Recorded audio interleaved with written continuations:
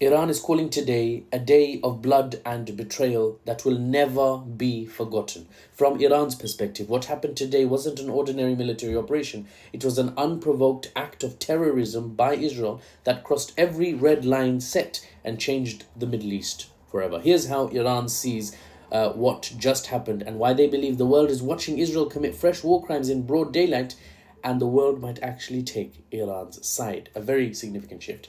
Welcome to the Iranian perspective on the June 13th Israeli attacks unfolding right before our eyes. Right now, across Iran, the nation is in complete shock and mourning at a civilian level as news spreads that their top military commanders, including Revolutionary Guard Corps leader General Hossein Salami and Mohammad Bagheri as well, have been assassinated alongside 6 of Iran's most brilliant nuclear scientists, including Mohammad Mehdi Tehranchi, who was president of Islamic Azad University in Iran. These weren't just military targets. These were Iran's intellectual elite, the minds behind the nuclear program, killed in what Iran's Supreme Leader Ayatollah Khamenei is calling a blood-stained attack on residential centers. That's right.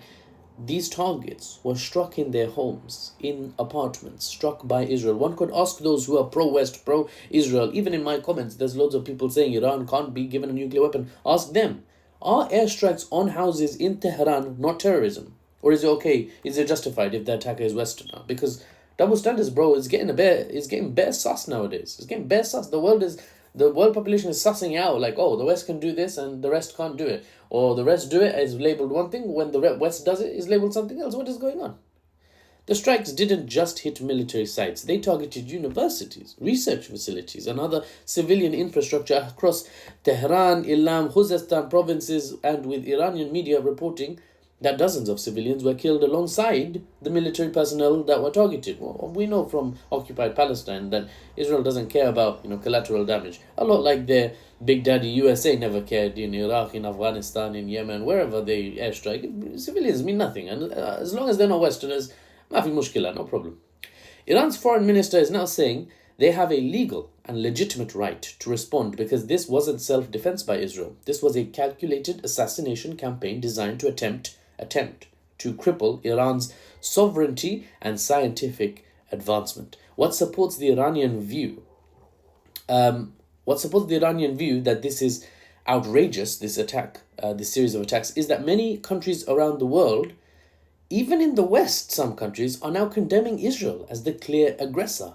Palestinian resistance groups obviously are offering their condolences to Iran's leadership. Saudi Arabia and the Gulf monarchies, slightly more surprising, they expressed their sadness. Turkey, China, Russia, they've done similar. And multiple other nations are calling these Israeli strikes a violation of international law, to add to the long list of Israeli violations, of course.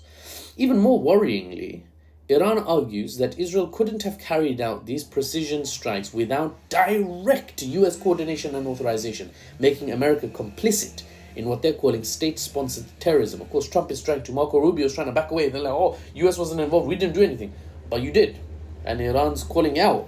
They don't want to push too far because they don't want to drag America in. But it is something to keep in mind. What the heck is going on outside?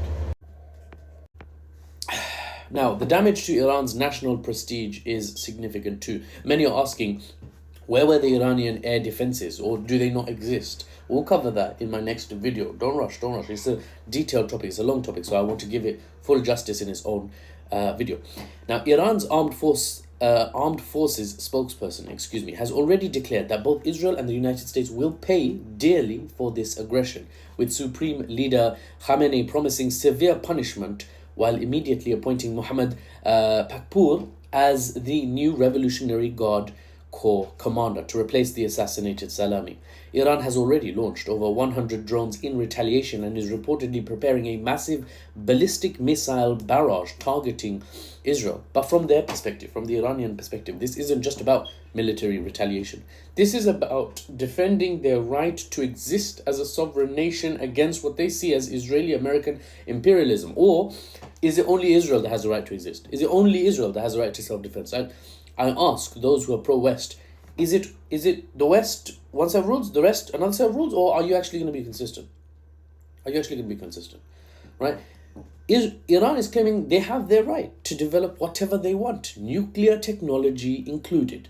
The Iranian narrative is that Israel has now shown its true face more clearly than ever before, the face of a rogue state willing to assassinate scientists and commanders in peacetime in their houses.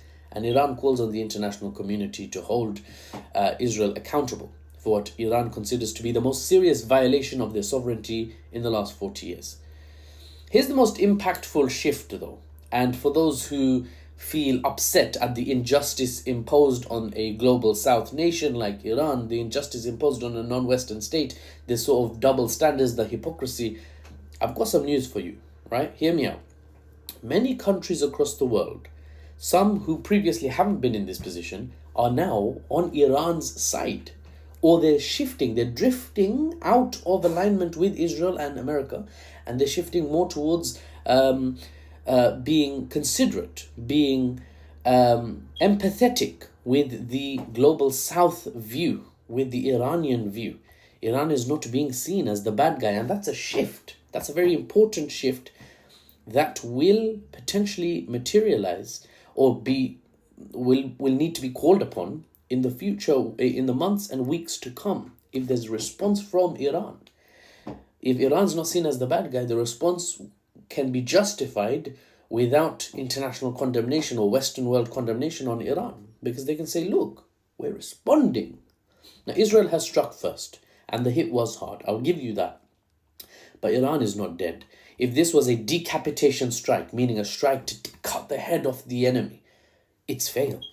Iran's capabilities are not neutralized, not militarily, not nuclear. Nothing has been neutralized, not ballistic missile. They've just been punched really hard. As the saying goes, don't wound what you cannot kill. It's not over after all, it's just beginning. And I'll keep you posted. I'm Mahfouz, and for the unbiased news and analysis without the Western spin, otherwise go BBC, go Sky News, where they'll start calling Iran the aggressor if they respond. Without the Western spin though, if you care about the news, come. Follow me.